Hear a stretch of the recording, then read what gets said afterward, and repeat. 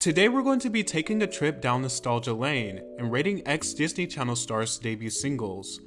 Now we're only going to be focusing on the 2000s Disney Channel era, where majority of the acts were signed to Hollywood Records, which is a label under Disney. So there will be a lot of familiar names. Notably, a lot of acts signed to Disney didn't have a lot of creative freedom, and a lot of it is very basic, simple trend-hopping teen pop. But what I'm basing the rankings on is the extent to how much they've aged. Is there actually some replay value? Was it something of its time that should stay of its time and never get another replay? Or is it good enough for a trip down memory lane? I think most people who grew up listening to Disney Channel acts know that it's not the best music. For a lot of people it is simply nostalgia driven, or has the same appeal of just a catchy, good bubblegum pop song. But I do think there are some actual gems and nice pop songs released by Disney acts that probably would have been even bigger hits if performed by an artist who didn't solely cater to such a small, youthful audience. But that does not apply to the first and worst song in my ranking. Call It Whatever by Bella Thorne. By far is like the worst song released by a Disney artist of its time period. There's absolutely no redeemable qualities about this song. The production is awful, it just sounds like noise. Bella's voice is paper thin, processed to hell and back, and it sounds like Kesha with a $sign was on the mood board for this song. The song screams low effort all across the board. There are some hooks in the song, but overall it's pretty disastrous. In a present day world, I could see this being turned into a hyperpop song, but in its original standing, it's just a pretty crappy pop song. I'm glad Bella Thorne realized that music was not her calling. Next on the list we have R5, Loud. For those of you who don't know, R5 was the group that was made up of Ross Lynch and his siblings. There's nothing terribly offensive or bad about this song, it just kind of sounds like every generic boy band song released in the early 2010s. An adult equivalent would be the type of music Maroon 5 was making. Ross Lynch and his brother Rocky are now making more mature music under their group name, The Driver Era. Next in line is Mandy by the Jonas Brothers. Mandy is written about a family friend of the Jonases. It's really trying to lean heavy into the teen pop punk sound. It's just very boring and run-of-the-mill. It's not catchy, which is the main appeal of teen pop songs, so I feel like it loses majority of its value in that itself. Holla at the DJ, Coco Jones. I love Coco Jones, me and her are actually friends, but there's no bias to be had here. I don't like anything about this song. I feel like it's Diet Rihanna and Beyonce. It's like a Disney version of Beyonce's Diva. It's also something I could imagine Willow Smith singing during her Whip My Hair era, and I really feel like that's the same angle the label was going for with Holla at the DJ. I think the best part of this song is Coco's personality beaming through, but it has no replay value, not even for a nostalgia trip. Selena Gomez and The Scene, Falling Down. The first single from the then faux pop rock group is not a terrible offering, but it sounds like a shameless rewrite of Pink's You Plus Your Hand. I can't listen to this song without thinking of more capable voices like Pink or Kelly Clarkson, or even more stronger vocalists on the Disney roster at that time period that really would have sold this more. Nonetheless, I do like Selena's sass in the song.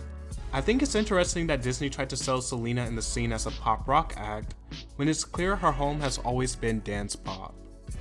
So Yesterday, Hilary Duff.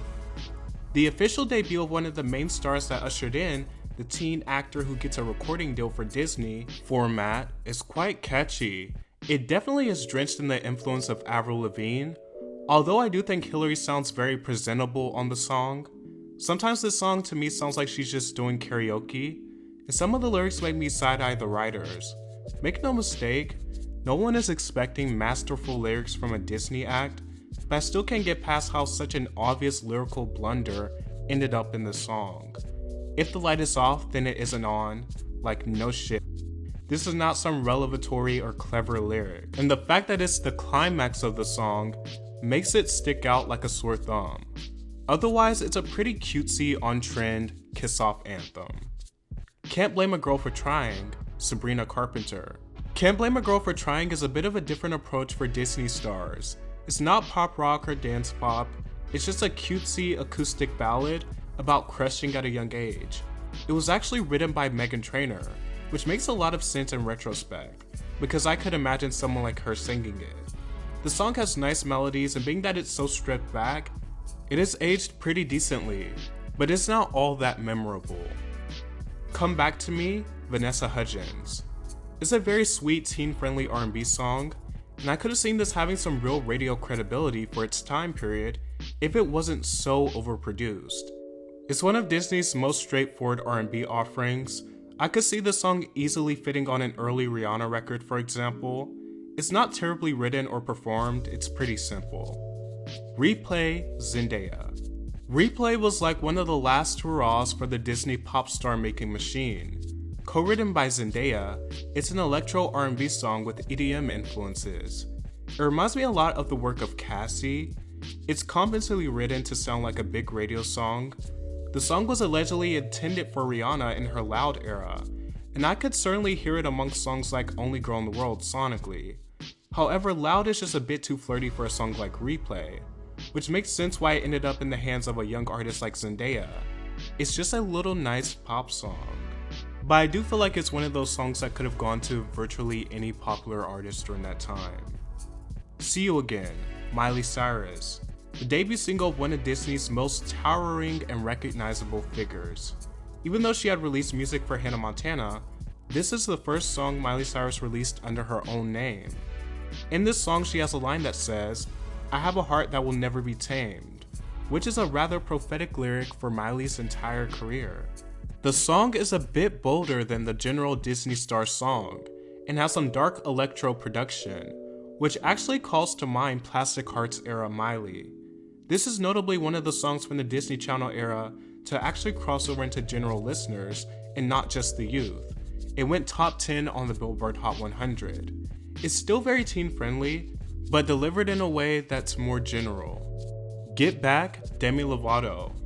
Get Back is kind of a toxic song, having lyrics like "I wanna talk back and get yelled at." Definitely makes me side-eye the song a little, but ultimately it's just a song about wanting to get back into an old relationship, one that is presumably on and off. It's an 80s influenced style of pop punk rock, and is written by Demi Lovato and the Jonas Brothers. What sells the song is really Demi Lovato's kick-ass vocal performance. She sounds like a natural, and even though it's dipped in gloss, it's not overbearingly produced or overly processed like other Disney pop rock songs. It's a little more gutsy. I could see it being even more legitimized if someone like Pink or Kelly Clarkson performed it. It's good. Very 2000s teen movie centric, but Demi undeniably rocked this song from the beginning to end. Ready or Not, Bridget Mendler. The debut single from Bridget Mendler, she came out swinging. It's a nice song, it's very well adjusted youthful pop. It has the essence of Carly Rae Jepsen's Call Me Maybe. It's a bit cliche but fun, nicely produced and performed. There's nothing I would change about this song, nor is there anything to complain about. It's just a nice, fun, bubblegum pop song. Which leads me to ranking this song as the best debut single by a Disney Channel act from this time period. And that about concludes my thoughts. What did you think of this ranking? What are your own rankings? What are your personal favorites? Let me know in the comments down below, and don't forget to like, share, and subscribe. Thanks for watching. Bye.